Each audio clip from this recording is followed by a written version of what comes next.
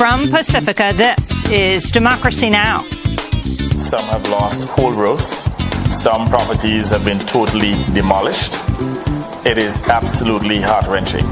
I mean, the infrastructure, the utilities infrastructure was damaged.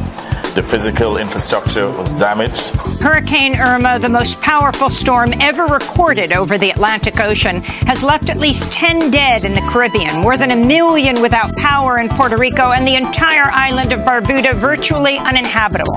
It's now barreling toward the Dominican Republic, Haiti, and then Florida. Meanwhile, much of the Pacific Northwest is on fire, and the death toll from Hurricane Harvey has risen to 70.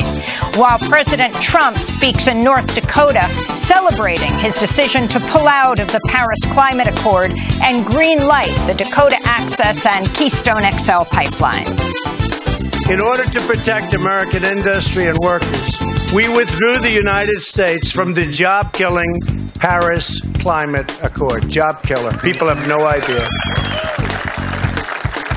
Many people have no idea how bad that was. And right here in North Dakota, the Dakota Access Pipeline is finally open for business. We'll speak with Free50.org co-founder Bill Mckibben about the killer hurricanes and climate change. Then as tensions continue to escalate between North Korea and the United States, we'll go to South Korea, where hundreds are protesting the deployment of THAAD missiles and the militarization of the Korean peninsula. Finally, is Nobel Peace Prize laureate Aung San Suu Kyi presiding over a genocide against Rohingya Muslims in Burma? They burned our houses. We could not take our belongings. We were hiding near a hill for 2 days. We were there in the rain without food and with my children. When we heard the sound of shooting, we took a boat and crossed the sea to come here to Bangladesh. All that and more coming up. Hello? Welcome to Democracy Now!, democracynow.org, the War and Peace Report. I'm Amy Goodman. In the Caribbean, at least 10 people are dead after Hurricane Irma, the largest Atlantic hurricane on record, brought devastation to small islands as it barreled towards the Dominican Republic, Haiti, Cuba, and South Florida. The eye of the Category 5 storm struck the islands of St. Martin and Anguilla Wednesday with sustained winds of 185 miles an hour, leveling more than 90% of all structures. On Barbuda, the Prime Minister declared the island practically uninhabitable and warned the entire population may need to be evacuated as another storm, Hurricane Jose, could strike over the weekend. In Puerto Rico, more than 1 million people have lost power, as authorities warn some areas could be dark for up to 6 months, partly because the island's electrical infrastructure has gone neglected due to Puerto Rico's debt crisis. In Haiti, hundreds of residents at a tent city in the capital city, Port-au-Prince, who were left homeless after the 2010 earthquake, appealed to the government for shelter from the approaching storm. I have no place to go. I have to stay here. I will live or die depending on how the storm hits us. If God wants to help us, He will, but we have no place to go. In Florida, more than 100,000 people have been told to evacuate their homes as some computer models predict Hurricane Irma could make a direct hit on Miami as a Category 4 storm. Climate scientists say warmer ocean temperatures due to climate change likely adds to Hurricane Irma's power. We'll have more on Hurricane Irma and climate change after headlines as we speak with climate activist Bill Mckibben. In Texas, family members of prisoners in the flood-ravaged city of Beaumont say their loved ones were left for days in flooded cells with inadequate food, water, and medical care after prison officials failed to evacuate them ahead of Hurricane Harvey. According to at least 7 relatives of prisoners at the Beaumont Federal Correctional Complex, some cells filled with water calf-deep, temperatures spiked to nearly 100 degrees as air conditioners failed, and prisoners wrapped towels over their noses to avoid the stench of sewage from backed-up toilets. In Washington, D.C., the House of Representatives voted 419-3 Wednesday to provide nearly $8 billion in initial emergency aid for relief and rebuilding from Hurricane Harvey as Texas struggles to recover from what's set to become the most expensive natural disaster in U.S. history. The relief bill is on track to go to President Trump for his signature by Friday, just ahead of Hurricane Irma's expected landfall in South Florida. President Trump traveled to North Dakota Wednesday to pitch a tax plan that would overwhelmingly favor the wealthiest Americans while touting his administration's role in slashing environmental protections and promoting the fossil fuel industry. Trump made the remarks at an oil refinery in Mandan across from the Missouri River from the state capital, Bismarck. In order to protect American industry and workers, we withdrew the United States from the job-killing Paris Climate Accord. Job killer. People have no idea. We're talking banquet, man. Many people have no idea how bad that was. And right here in North Dakota, the Dakota Access Pipeline is finally open for business. President Trump also touted his move to reauthorize the Keystone XL pipeline, which would carry more than 800,000 barrels of tar sands oil per day from Alberta, Canada, to U.S. refineries. President Trump struck a 3-month deal Wednesday with congressional Democrats to raise the ceiling on the national debt, postponing a looming fiscal crisis and shocking members of Trump's own party, including his own White House aides. The deal left Republicans fuming, including Tennessee Senator Bob Corker, who last month questioned Trump's competence and stability. The agreement sets up a showdown on the federal borrowing limit in December. 15 states and the District of Columbia sued the federal government Wednesday by seeking to block President Trump's plan to end DACA, the Deferred Action for Childhood Arrivals program, which gives nearly 800,000 young immigrants permission to live and work in the United States. Among those pressing the suit is New York Attorney General Eric Schneiderman. We understand what's going on in Washington, and we know that when bullies step up, you have to step to them and step to them quickly, and that's what we're here to do today. By definition, dreamers play by the rules. Dreamers work hard. Dreamers pay taxes. For most, America is the only home they've ever known. They deserve to stay here. Trump's cancellation of DACA, which was announced Tuesday by Attorney General Jeff Sessions, set off mass protests in cities around the country. In Washington, D.C. Wednesday, activists outside the Department of Justice building toppled a Confederate monument-style effigy of Jeff Sessions perched atop a cardboard pedestal labeled Living Monument of White Supremacy. In South Korea, hundreds of protesters clashed with police in Sungju County Wednesday over the deployment of launchers for a U.S.-built missile defense system known as THAAD. Dozens of protesters were injured at the overnight standoff when police attempted to disassemble protesters' campsites and forcibly remove road blockades. The protests came as South Korea's government said it expects the North to test launch another intercontinental ballistic missile Saturday. We'll cover the escalating tensions between the U.S. and North Korea later in the broadcast. In Afghanistan, a suicide bomber detonated a checkpoint near Bagram airfield Wednesday, injuring 6 civilians. The Taliban claimed responsibility for the attack, calling it retaliation for an incendiary leaflet distributed by the U.S. military, featuring a verse from the Quran superimposed over the image of a dog. Meanwhile, the New York Times reports at least 18 CIA operatives have been killed in Afghanistan, a previously undisclosed number of deaths that rivals the number killed during the Vietnam War. Among the dead are Brian Ray Hoke and Nathaniel Patrick Delamar, who served as part of the CIA's paramilitary arm, the Special Activities Division. Bangladesh's government said Wednesday the Burmese military has begun planting landmines in the path of thousands of refugees fleeing a brutal crackdown by Burmese authorities, which UN Secretary General Antonio Guterres has said could spiral into an ethnic cleansing campaign. CNN published photos showing an activist holding what appears to be a pair of anti-personnel landmines, and refugees reported one Rohingya boy had a leg blown off Tuesday after a mine exploded near a border crossing. Aid agencies say more than 120,000 Rohingyas have fled into neighboring Bangladesh in recent days. This is Dunya Khan, spokesperson for the UN High Commissioner for Human Rights. Some reported that their family members were burnt or shot or slashed to death. During their flight, many fled into the jungles or mountains.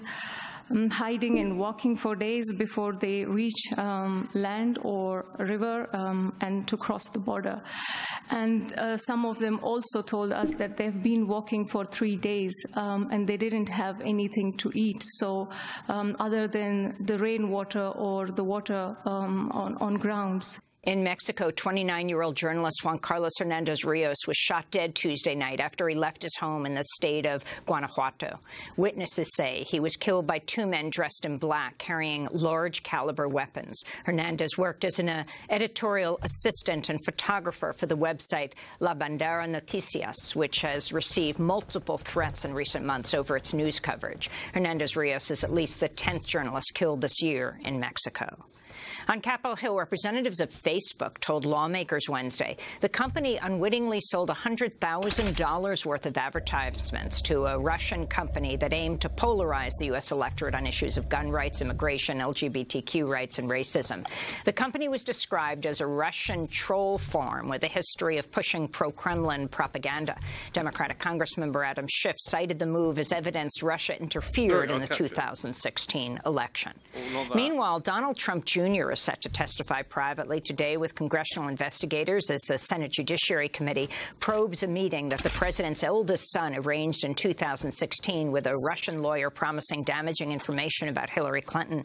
The closed-door session comes after special counsel Robert Mueller urged Congress to schedule witness testimony in public session only to avoid the possibility that his investigators could be blocked from accessing information given to the committees privately. In Kentucky, a federal judge heard arguments Wednesday in a suit by Planned Parenthood and a women's health clinic in Louisville, challenging a law that would shutter the state's last remaining abortion clinic. Lawyers say the state's requirement that abortion providers have transfer agreements with a hospital and an ambulance service is a thinly veiled attempt to cut off abortion access. Last year, the U.S. Supreme Court struck down a similar law in Texas. In New York City, a Bronx prosecutor dropped charges against Pedro Hernandez Wednesday after the 18-year-old was imprisoned for more than a year in the notorious Rikers Island jail awaiting trial for a crime he says he did not commit. Hernandez's plight has drawn comparisons to the case of Khalif Browder, another Bronx teenager who committed suicide at the age of 22 after being held at Rikers for nearly 3 years without trial for a crime he says he did not commit. And Seattle Seahawks star Michael Bennett said Wednesday police officers assaulted him and threatened his life outside a boxing match in Las Vegas last month as they arrested him while he joined a crowd of people fleeing the sound of gunshots. In a statement posted on Twitter, Bennett wrote that an officer threatened to, quote, blow my effing head off, and that, quote, Las Vegas police officers singled me out and pointed their guns at me for doing nothing more than simply being a black man in the wrong place at the wrong time, unquote. Bennett has joined a protest movement led by former 49ers quarterback Colin Kaepernick against racial injustice, sitting on the sidelines during the playing of the national anthem ahead of Seahawks games. And those are some of the headlines. This is Democracy Now!, democracynow.org, The War and Peace Report. I'm Amy Goodman. And I'm Nareen Sheikh. Welcome to our listeners and viewers around the country and around the world. In the Caribbean, at least 10 people have died as the historic Category 5 Hurricane Irma barrels across the Atlantic Ocean and towards the U.S. coast. Hurricane Irma is the most powerful storm ever recorded over the Atlantic Ocean. On Wednesday, 8 people died on the island of St. Martin, 1 person died on Anguilla, and a 2-year-old child died on Barbuda. Barbuda and St. Martin were devastated by the 185-mile-an-hour winds. On Barbuda, 90% of all structures were destroyed. The Prime Minister, Gaston Brown, has declared Barbuda is practically uninhabitable and warns the entire island may need to be evacuated as another storm approaches. You know that we are threatened now potentially by yet another storm, Hurricane Jose. And if that is the case and it's coming our way, then clearly we will have to evacuate the residents of Barbados. Can't have everyone in Puerto Rico, more than a don't go million out. people have Don't lost knock power as chuckers. Don't move authorities too warn much. some areas could be without electricity for up to 6 months, partly because the island's electrical infrastructure has gone neglected due to Puerto Rico's debt crisis. The death toll from Hurricane Irma is expected to rise in the coming days as the storm moves toward the Dominican Republic and Haiti, then on to the U.S. southern coast in Florida. More than 100,000 people have been told to evacuate their homes in Miami-Dade County, as Irma is predicted to be one of the worst storms to ever hit Miami. All this comes as the Trump administration and the state of Florida continues to deny the existence of climate change. In 2015, Florida Governor Rick Scott banned agencies from using the term climate change. On Wednesday, President Trump traveled to Mandan, North Dakota, and celebrated his decision to pull out of the landmark 2015 climate deal while speaking outside an oil refinery. In order to protect American industry and workers, we withdrew the United States from the job-killing Paris Climate Accord. Job killer. People have no idea. Many people have no idea how bad that was. And right here in North Dakota, the Dakota Access Pipeline is finally open for business. I also did Keystone. You know about Keystone. Another one. Big one. Big. First couple of days in office, those two. 48,000 jobs. Tremendous, tremendous thing. I think environmentally better. I really believe that. Environmentally better. President Trump was speaking in Mandan, the North Dakota town where hundreds of Native Americans and their allies have been jailed and strip-searched during the months-long resistance to the Dakota Access Pipeline. All this comes as Houston, the fourth largest city in the country, is beginning to rebuild from Hurricane Harvey, one of the most powerful hurricanes in U.S. history. The death toll has now risen to 70 people. And while Houston, the Petro Metro, was underwater, wide swaths of the Pacific Northwest continue to be on fire as uncontrollable wildfires burn hundreds of thousands of acres across Oregon, Montana, and Washington state. Well over 1,000 more people have died in historic flooding in South Asia, as well as parts of Africa in recent weeks. A third of Bangladesh is underwater. For more on climate change, Hurricane Irma, Hurricane Harvey, and the extreme weather sweeping the globe, we're joined by Bill Mckibben, co-founder of 350.org, from his home in Vermont, author of a number of books, including Earth, Making a Life on a Tough New Planet. Bill, welcome back to Democracy Now! As Irma is barreling through the Caribbean, as Houston is digging out from being underwater, President Trump was in Mandan, North Dakota, celebrating that he pulled out of the Paris Climate Accord and green-lighted the Dakota Access Pipeline and Keystone XL. Your response? Well, I was interested to hear President Trump saying people had no idea how bad it was, the Paris Climate Accord. I have a feeling that's a phrase that a lot of Houstonians have been using in the last week, and a lot of people in the Caribbean today, and that people will be saying up and down the southeast coast of the United States and over in Washington and Oregon. People who aren't in the middle of these disasters have no idea how bad they are. In fact, really, Americans can't have any idea how bad they are because we've never had anything quite like them. I mean, Harvey in Houston, which we're on the edge of forgetting about as Irma pulls into the southeast, Harvey was the largest rainstorm event in U.S. history. 58 inches of rain in some places. That's the kind of storm that's only possible now that we've remarkably affected the climate. Bill Mckibben, can you also talk about, last week saw virtually unprecedented floods across South Asia as Bangladesh is 1/3 submerged underwater. Talk about how this has affected, these kinds of events have affected South Asia, other parts of the developing world, and small island developing states. Look, the the way that water moves around the planet is now dramatically different. And the places that are going to feel it most often and worst and hardest are the poorest and most vulnerable places on the planet, a list that begins with Bangladesh and with the low-lying island states. If you want one physical fact to understand the century we're now in, it's that warm air holds more water vapor than cold. And so we have the possibility for storms that are of a different magnitude and scale than we have seen before.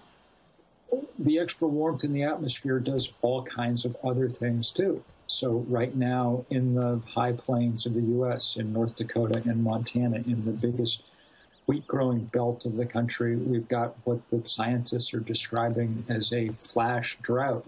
It's been so hot and so arid that in the course of a month or two, without rain and with that heavy evaporation, farm fields have just dried up. Many farmers have nothing to harvest. That's what's helping trigger these ridiculous spate of wildfires across the western United States. A fire so big yesterday that it managed to jump the Columbia River from Oregon into Washington. People in Oregon and Washington are reporting ashfall from the forest fires on a scale comparable to that what happened when Mount St. Helens erupted. California had last week the largest wildfire in Los Angeles history, which really isn't a big surprise because it's been the hottest year in California history. So from Bill, we're going to break and come back to this discussion. Bill Mckibben, co-founder of 350.org, speaking to us from Vermont as we talk about extreme weather events from South Asia, where more than 1,200 people have died, to the fires of the Northwest, to the hurricanes Irma and Harvey. Jose not far behind. Stay with us.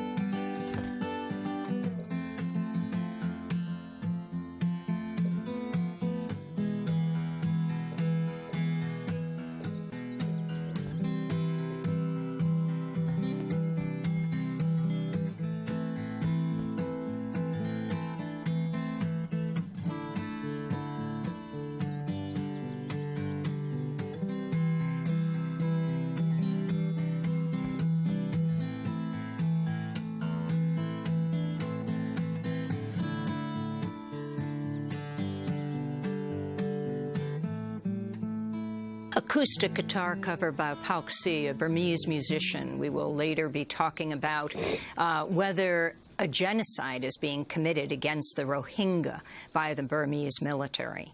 This is Democracy Now!, democracynow.org, The War and Peace Report. I'm Mckibben with Nermeen Sheikh as we continue our conversation with 350.org co-founder Bill Mckibben. Let's turn back to President Trump, speaking in Mandan, North Dakota on Wednesday. I want to take a moment to send our thoughts and prayers to the people of Texas and Louisiana who have truly suffered through a catastrophic hurricane. One of the worst hurricanes in our country's history, and guess what? We have another one coming. The one's coming now, Irma, they're saying is the largest one in recorded history in the Atlantic Ocean, coming out of the Atlantic, which gets big ones. I also want to tell the people of North Dakota and the western states who are feeling the pain of the devastating drought that we are with you 100%. 100%. I just said to the governor, I didn't know you had droughts this far north. Guess what? You have them. But we're working hard on it, and it'll disappear. It'll all go away. That was President Trump speaking in Mandan, North Dakota, as he also talked about pulling out of the Paris Climate Accord and green lighting the Dakota Access Pipeline as well as the Keystone XL. Bill Mckibben, Houston, the Petro Metro, home to so many of U.S. oil refineries, some of the largest in the country, like the ExxonMobil facility in Baytown, the second largest refinery in the country. The effects of the pollution there now, the EPA providing waivers during the hurricane for these refineries as they close down to emit even more toxins than they already do, and the people living on the fence line of these refineries, so often poor communities of color. Can you talk about the disparate effects? Well, everyone talks about, these hurricanes affecting everyone, rich and poor, equally.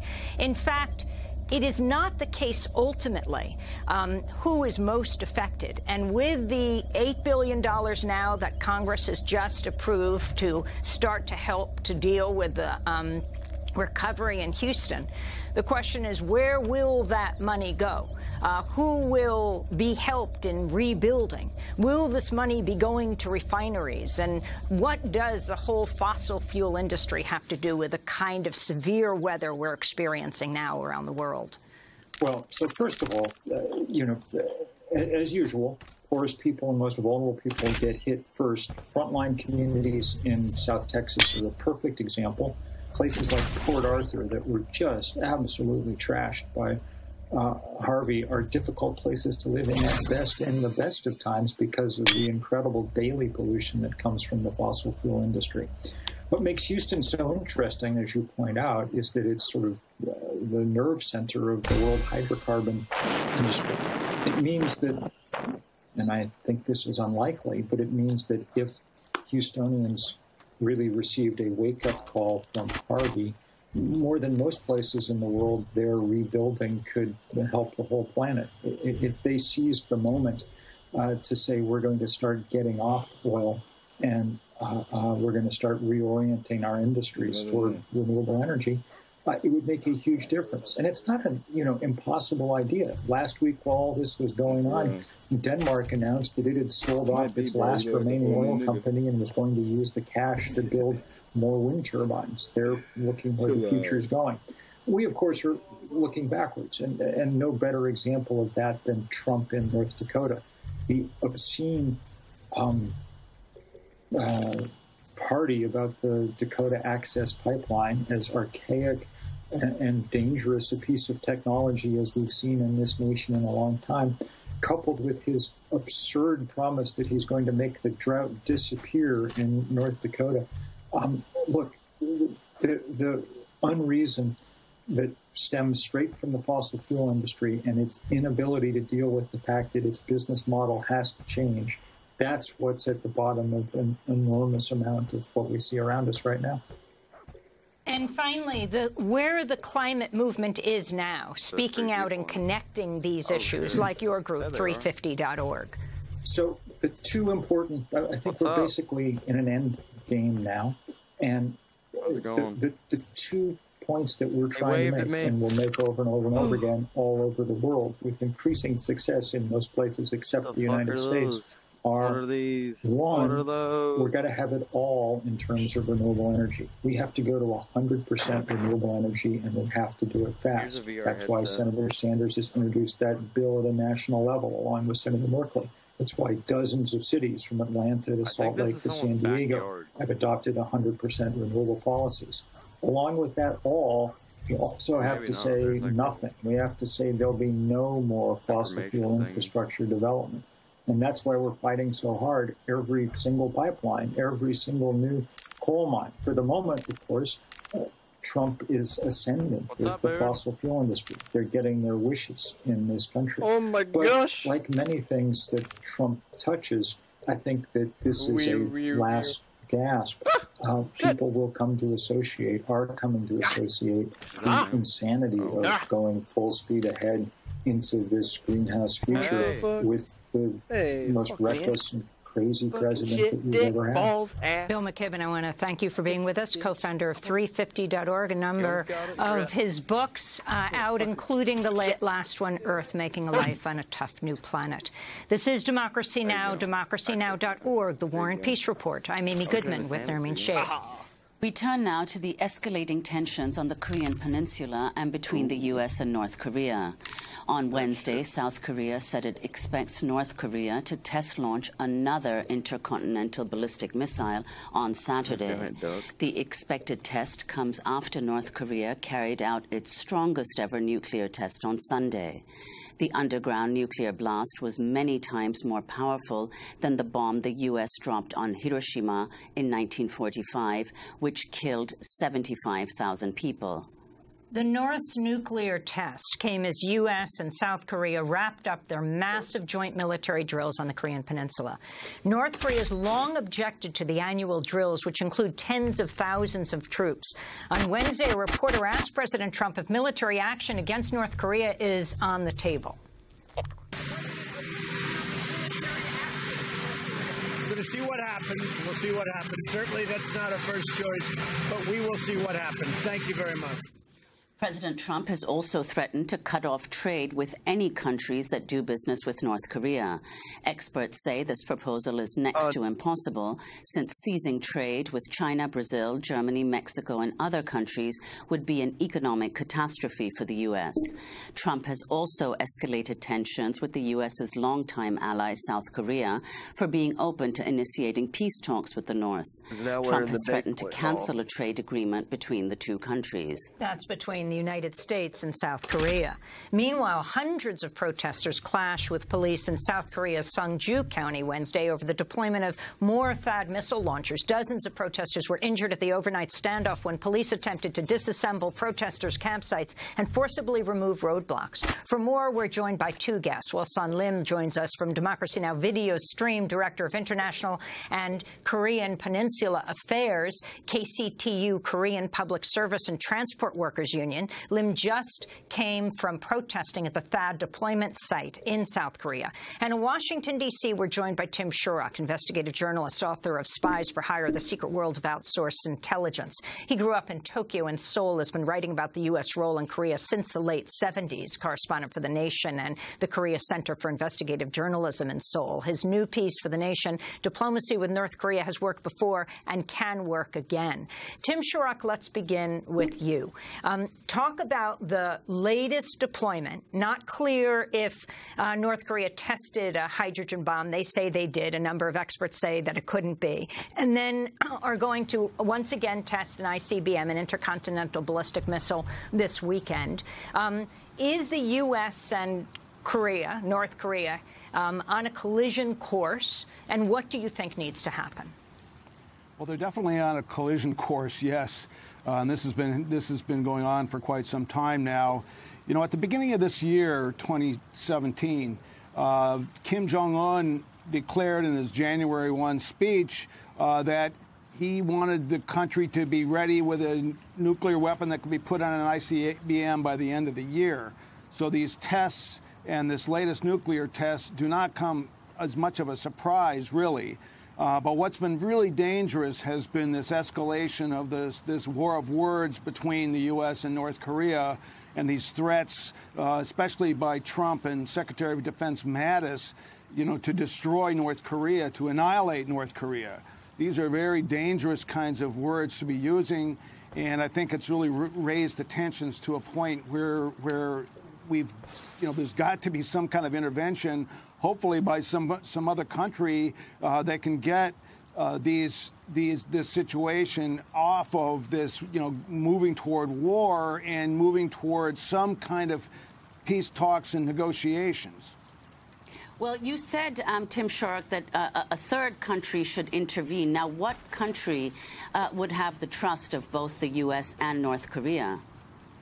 Well, Trump's been trying to rely on the Chinese to pressure North Korea, and I think there may be a possibility when the new U.S. sanctions come up in the UN Security Council, where China and Russia both, of course, have veto power, for the Chinese or the Russians to come in and say they may support additional sanctions, but they will also push for some kind of peace negotiation, some kind of talk between the U.S. and North Korea, a diplomatic solution rather than war. That's what I mean. But I also think that the South Korean government of Moon Jae-in, has said from the beginning since his election that South Korea should be taking the lead in this, and they've been really eclipsed. Partly by the fault of U.S. policy, but I think Moon Jae-in has allowed that to happen as well. There's a boat. And they, of course, it's their country. They have the right to negotiate with North Korea, despite the fact that Trump called Moon Jae-in's appeal to diplomacy appeasement. So I think this intervention could come from China or Russia, but I think South Korea has a very important role to play as well. Can you talk, Tim Shurock, about what you believe the North Korean president wants? What is he attempting to accomplish? Well, I think at the least he wants to signal the United States that he has the military power to strike back at not only the U.S. in South Korea, but U.S. assets and bases in Japan, Okinawa, and Guam. The last threat he made, the last specific threat he made, of course, was a few weeks ago when he said they would send some missiles toward Guam. Now, why Guam? Well, because Guam is the base for B-1B bombers that the U.S. would use to attack North Korea in case of war. And there's been exercises even in the past few days where they've flown these B-1s from Guam into Korean skies. So I think at the least he's trying to show that the United States that he has the military capability to fight a war, as he says, in the Pacific region. And he's trying to get some kind of, military positioning himself, possibly for future negotiations. Well, meanwhile, the U.S. representative to the United Nations, Nikki Haley, has said that North Korea is begging for war. And as we said earlier, the test that North Korea carried out was the strongest it ever has. Now, barring the intervention of a third country, Tim Shurock, where do you see this going? Well, I think the people that are begging for war is CNN and Fox News and MSNBC, for that matter. I see the networks pushing for war. That's what they're dreaming of, I think. And you see a lot of pro-war sentiment in the U.S. media as well. Sentiment for regime change and this kind of thing. So I think it's a very dangerous situation. It's being heated up by a press that reports nonsense about North Korea and South Korea, for that matter. And Trump can take advantage of this. There's very little investigative reporting. For example, there's so much reporting about how large their missiles are and how far they can go, but very little attention on the mechanics of how peace might work, how peace talks might proceed, what North Korea wants, what the U.S. wants, how that might work. That's what I tried to do in this article in The Nation, which was to show the history of the U.S.-North Korean negotiations and show that the agreement made in the 1990s by President Clinton and Kim Jong-il, the father of Kim Jong-un, froze North Korea's nuclear program. They didn't have a bomb then, but they had a nuclear program. They froze it for 12 years, and they agreed both to move toward full diplomatic and economic relations. And that agreement was, broken during the Bush administration by the United States, and North Korea cheated on it as well. But both sides broke it. So in the mass media in the United States, it's always this agreement went through and then North Korea broke it the next day. That is not true. The agreement lasted for many years, and it finally ended when the Bush administration falsely accused the North Koreans of having a uranium program to the bomb and just tore up the agreement. And it was after that that they proceeded very rapidly to build their nuclear bomb, and they exploded their first nuclear bomb in 2006 under Bush. So, I think that talks can work. It's not exactly clear how Kim Jong-un would react because he's very young. He has not had any negotiations, but he is certainly surrounded by people. His foreign minister has negotiated with the United States for many years as his deputy foreign minister, and there's people in his government who have decades of experience in diplomacy and have talked to the United States. So I think, diplomacy really is the only way. You can't have sanctions and tough policies without negotiations. That makes the situation worse.